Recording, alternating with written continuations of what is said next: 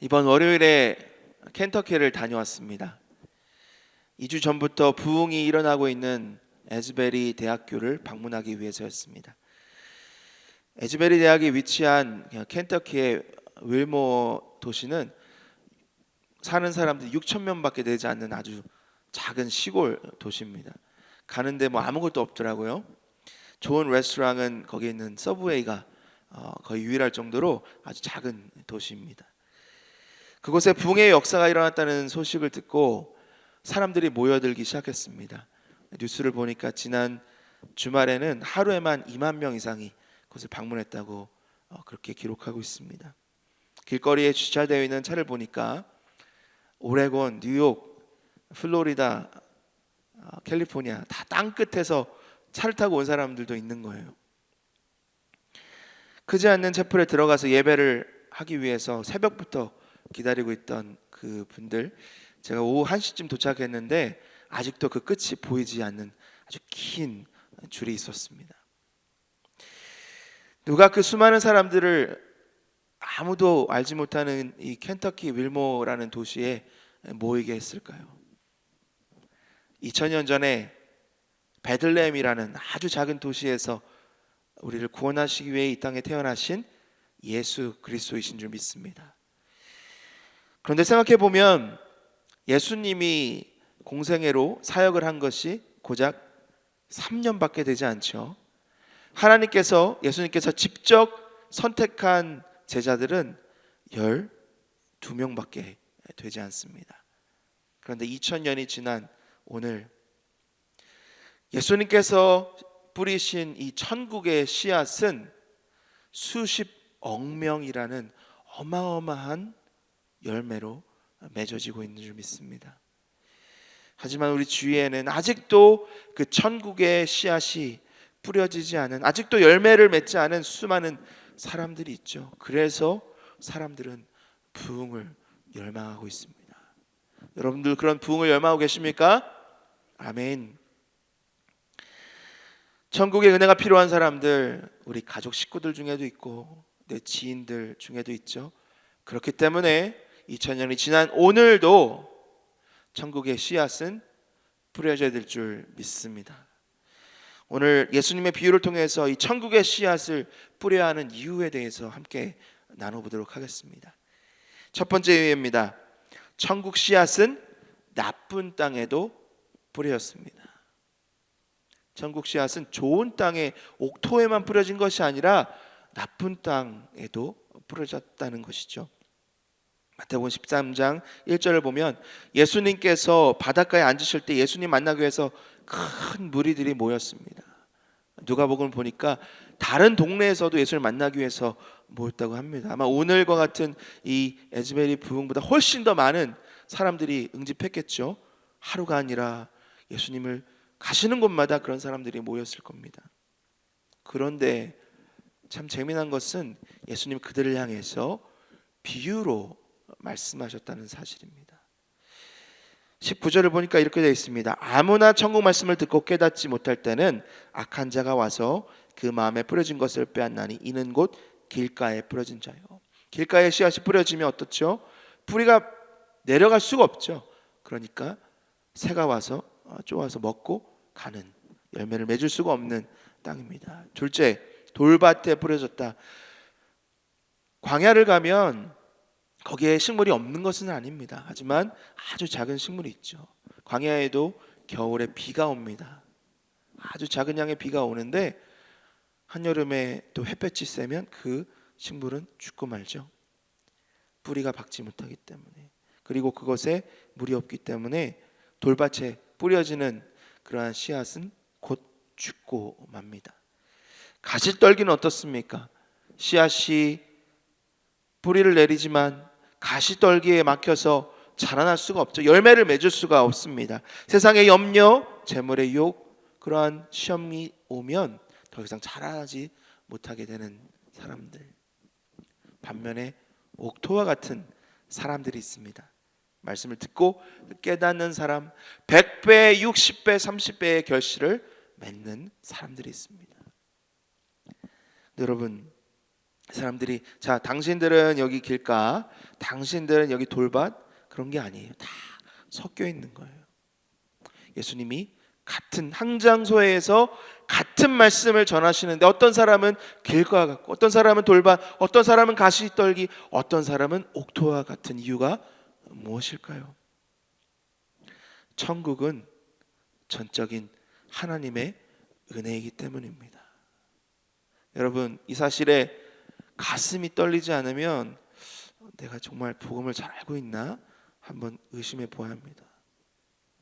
우리가 말씀을 듣고 그것에 반응하고 뿌리를 내리고 열매를 맺는 것은 전적인 하나님의 은혜인 줄 믿습니다. 여러분, 이 자리에 나오신 것도 하나님의 은혜인 줄 믿습니다. 물론 나의 열심도 있죠. 이른 아침 깨어야 하고 단정한 마음으로 나와야 되는 열심도 있지만 이것 또한 하나님의 은혜인 줄 믿습니다. 11절 보니까 이렇게 되어 있습니다. 천국의 비밀을 아는 것이 너희에게는 허락되었나니 그들에게는 아니 되었나니 그러나 너희 눈은 봄으로 너희 귀는 들음으로 복이 있도다. 여러분, 축복받은 줄 믿습니다. 하나님의 축복이 있기에 이 자리인 줄 믿습니다. 인간은 죄의 저주로 인해서 다 영이 죽었습니다. 귀가 막혔고 눈이 막혀서 하나님 볼 수도 하나님의 말씀을 들을 수도 없는 사망의 존재가 되었지만 하나님의 영이 임하실 때, 하나님의 은혜가 임하실 때에 우리의 귀가 열리고 눈이 열리는 줄 믿습니다.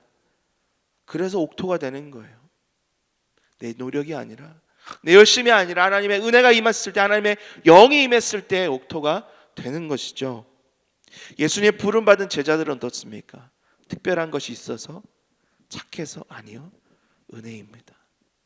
여러분, 제자들이 예수님께 나아가 묻습니다. 예수님, 왜 비유로 말씀하세요? 그 비유의 뜻이 뭡니까? 데리는 게릿. 이해 못한 거예요.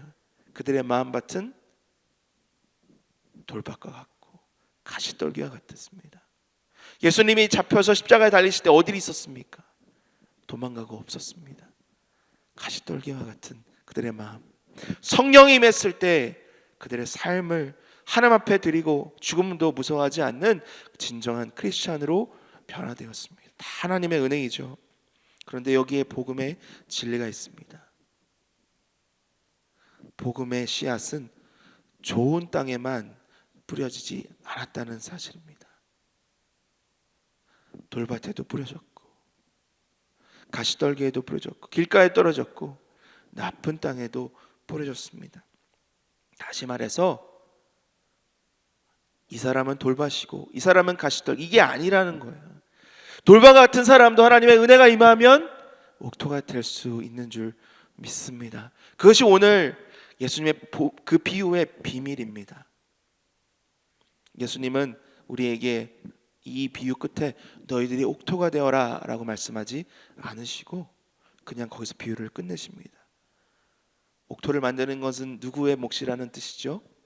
하나님의 몫입니다. 우리의 태도, 우리의 자세, 열심 중요하지만 복음의 씨앗이 마음밭에 뿌려져서 뿌리를 내리고 줄기가 나고 열매를 맺는 것은 다 하나님의 은혜이기 때문에 우리가 해야 될 것은 무엇입니까? 기도하는 일입니다. 우리의 마음을 여는 것입니다. 하나님 앞에 나아가는 것입니다. 에즈베리 대학교 거기에 가서 깨달은 것이 하나 있는데 그 부흥이 사람의 일이 아니었다는 거죠.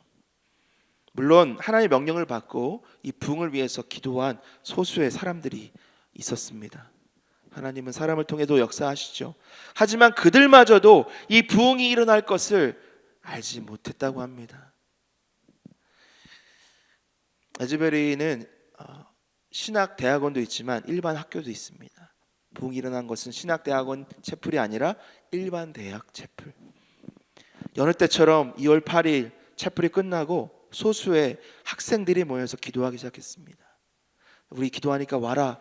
사람들이 모이기 시작했고 점점 더 모이고 기도가 계속되어지고 예배가 계속되어지니까 이 소문이 SNS를 통해서 전 미국에, 전 세계에 퍼지고 하루에도 수많은 사람들이 찾아와서 이 부흥을 동참하는 것, 하나님의 역사 아니면 누구의 역사일까요? 하나님이 역사하시면 돌보가 같은, 가시떨기와 같은, 길과 같은 우리의 이 죽은 심령도 옥토와 같이 변화될 줄 믿습니다.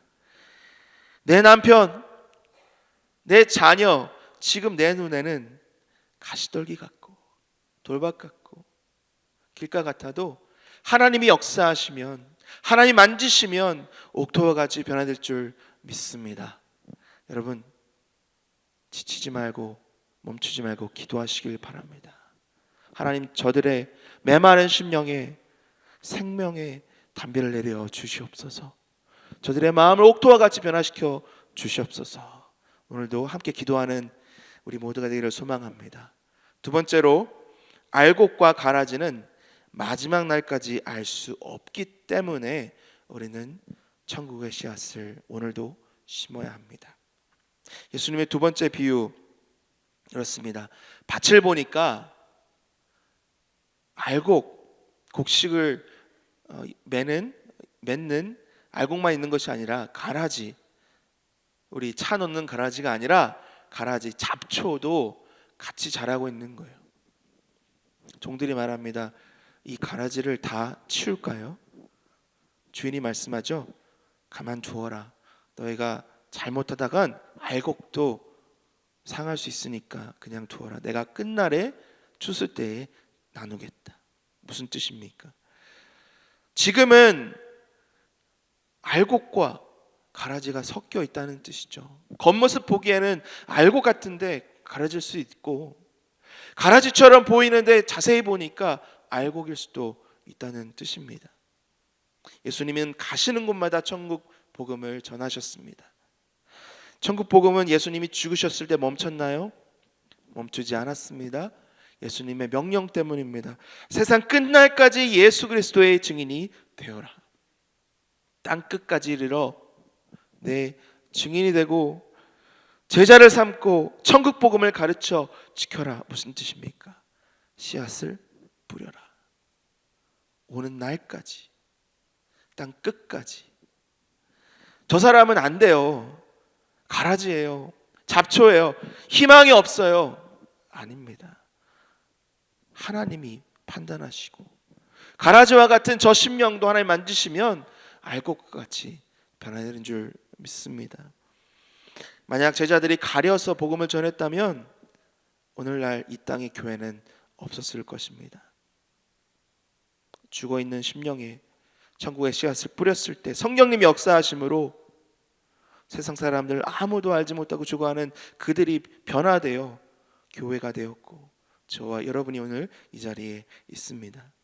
물론 뿌리다 보면 믿지 않는 사람도 나오죠. 이단도 나오죠. 하지만 예수님 명령하십니다. 가만두어라. 계속 뿌려라. 추수하는 것은 나의 몫이다.